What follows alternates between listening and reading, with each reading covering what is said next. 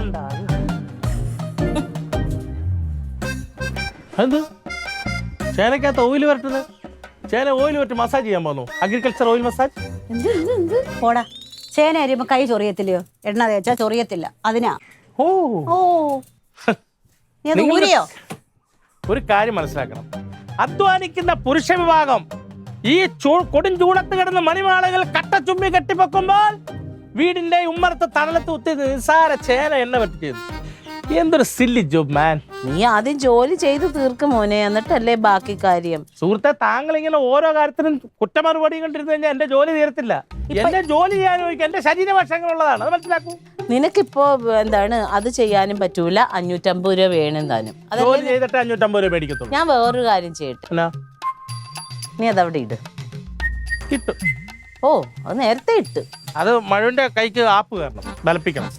അപ്പൊ ഇനിയിപ്പോ ആപ്പൊന്നും കേട്ടണ്ട. നമുക്കൊരു കാര്യം ചെയ്യാം. ഇതിപ്പോ ഞാൻ മെഴുക്കുരട്ടി വെക്കും. അത് കഴിഞ്ഞിട്ട് ഇച്ചിരി സാമ്പാറുണ്ട്, മീൻകറി ഇരിപ്പുണ്ട്, 2 കഷ്ണം മീൻ വറുക്കാൻ വെച്ചിട്ടുണ്ട്. ഇതൊക്കെ കൂട്ടി നമുക്ക് നന്നായിട്ട് ചോറുണ്ണാം. സ്വാഭാവികം. എന്നിട്ട് നല്ലോണം കിടന്ന് ഉറങ്ങണം. നീ റെസ്റ്റ് എടുക്കണം. എന്നിട്ട് വൈകുന്നേരം ആവുമ്പോ ഞാൻ 550 രൂപ അങ്ങോട്ട് തരും. ജോലി ചെയ്യാതെ നിങ്ങളുടെ കയ്യിൽ നിന്ന് 1 രൂപ നാണയം കൊടുക്കാനുള്ള ഒരാൾ മേടിക്കത്തില്ല. ജോലി ചെയ്ത് വിയർപ്പൊഴുക്കി വിയർപ്പിന്റെ വില മനസ്സിലായിട്ട് മതി പൈസ. പല മാറ്റങ്ങളുടെ തുടക്കം വേണ്ടുമ്പോഴേ അതാണ് ഈ 550 രൂപ. എത്ര നാളത്തേക്കുള്ള ഇനി അങ്ങോട്ടുള്ള കാലം. എന്റെ ഈ തീരുമാനം എന്ന് പറയുന്നത് കേരളത്തിലെ സകല പുരുഷന്മാർക്കും വേണ്ടിയിട്ടുള്ളതാ, അല്ല എനിക്ക് വേണ്ടിയിട്ടുള്ളതല്ല. എന്താ കേരളത്തിലെ പുരുഷന്മാർക്ക് ഇപ്പൊ എന്താ പ്രശ്നം? ഞങ്ങൾ എന്തോരം കഷ്ടപ്പെടുന്നു. നിങ്ങൾ ആ കഷ്ടപ്പാടിന് എന്തെങ്കിലും നിങ്ങൾ അറിയുന്നുണ്ടോ? നിങ്ങൾക്ക് കുറെ ചോറ് വെക്കണം, കറി വെക്കണം, തിന്നണം, ഉറങ്ങണം, പേന നോക്കണം, തുണ പറയണം, ഇതല്ലേ ഉള്ളൂ. ഞങ്ങള് വെയിലത്തും മഴയത്തും കൊടുങ്കാറ്റിൽ കിടന്ന് കഷ്ടപ്പെടുന്നു, അറിയാവോ? എടി, നമ്മുടെ ബുദ്ധിമുട്ടുമല്ലോ എവർക്കറിയാമോ?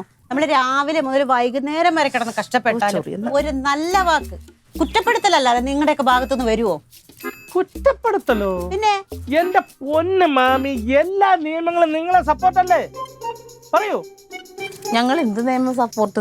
ഏത് നിയമമാണ് സപ്പോർട്ട് ചെയ്യാത്തത്? ഉദാഹരണത്തിന്, ഭാര്യ മരിച്ച ഒരുത്തൻ വീട്ടിൽ താമസിച്ച അവൻ ഒരു നേരത്തെ ആഹാരം കൊടുക്കാൻ ആരെങ്കിലും ഉണ്ടോ? അതേ സ്ഥാനത്ത് ഭർത്താവ് മരിച്ച ഒരു പെണ്ണുമ്പിള്ളക്ക് വിധവാ പെൻഷൻ, രണ്ടാമത് ജീവിതം കൊടുക്കാൻ എത്ര പേര്? അവർക്ക് ചോറ് വെച്ചു കൊടുക്കാൻ ആള്. ഞങ്ങളുടെ പുരുഷന്മാരുടെ വേദനകൾ കാണുന്നില്ല.